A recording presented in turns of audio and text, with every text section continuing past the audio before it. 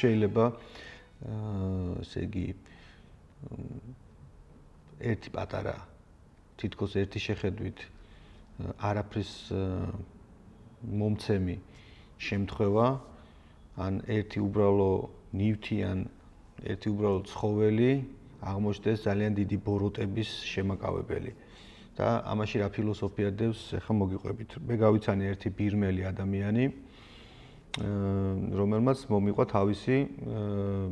ესე იგი წინაპრების ისტორია, თუმცა ეს ისტორია საინტერესო იყო რაღაცა კონტექსტში. და ეს კონტექსტი იყო ესეთი რა, მოკლედ ეს კაცი მეუბნება რომ რაღაცა თვითონ ეს რაღაცა ვაჯრაიანას სკოლის მიმდევარი იყო და ამბობდა რომ ჩვენი ოჯახიო მოკლედ ბუდიზმსო არ მისდევდა არასოდესო ჩვენთან არც ინდუიზმი არ იყო უფრო პოპულარული იმ სოფელში სადაც ჩემი წინაპრები დაიბადნენ პოპულარული იყო ისლამი და ჩემი ოჯახიც ისლამს მისდევდაო და როცა იაპონელები შეიჭრნენ ბირმაში თურმე ძალიან სასტიკად ექცეოდნენ მოკლედ ადგილობრივებს ეს ცნობილი ფაქტია და მისი ოჯახის ეს წინაპარი ბაბუა გადარჩენილა ნახეთ რა ლოგიკით რა როგორი ცხოვრებისეული ლოგიკით რომელიც შეიძლება საინტერესო იყოს ვიღაცისთვის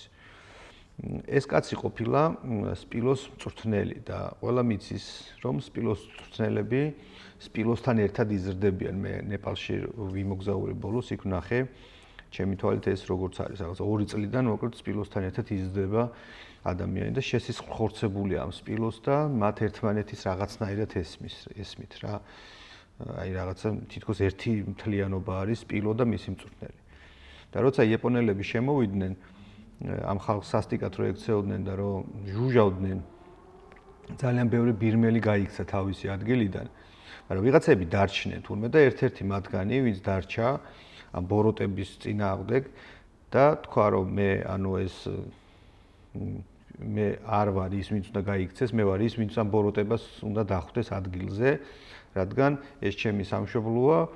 და მე შემიძლია წინააღმდეგი ამ ბოროტებასო ყოფილა ეს ერთ-ერთი ბირმელი კაცი რომელიც იყო ნუ აი რა ვიცი აი დაახლოებით მეტრა და 52 სანტიმეტრი პირობითად რა იმ რეგიონში ზოგადად ძალიან ტანმორჩილი ხალხი ცხოვრობს მაგრამ ფოტო ქონდა ამ კაცის ამ ადამიანს ვისაც მე ვლაპარაკობ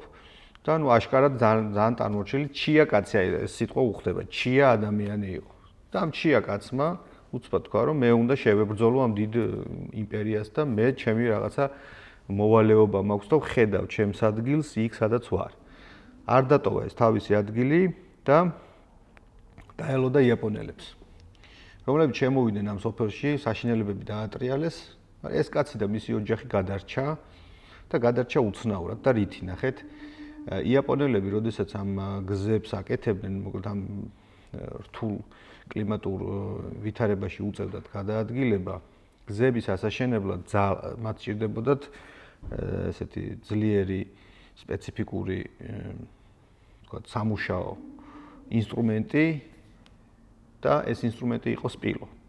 ხოლო სპილოებს შეეძლოთ დიდი, ვთქვათ, ხეების გადაადგილება, გადმოადგილება, იმიტომ რომ იქ ტექნიკის მუშაობა შეუძლებელი იყო. მაგრამ სპილოს ისინი ვერ გამოიყენებდნენ სპილოს პატრონის გარეშე. თუ შენ სპილო გჭირდებოდა, მისი პატრონი ცოცხალი უნდა ყოფილიყო, იმიტომ რომ პატრონის გარეშე სპილო უბრალოდ შეუძლებელია რომ დაიმორჩილო, იმიტომ რომ სპილოს ესეთ თვისება ქონია, რომ ის ემორჩილება ერთ პატრონს და იმ ერთს მიყვება ასე ვთქვათ და შესაბამისად რაც არ უნდა დიდი ძლიერი იმპერია ყოფილიყავი. იმ მომენტში სპილოს გარეშე ვერაფერს გააკეთებდი და შესაბამისად ვერაფერს გააკეთებდი სპილოს პატრონის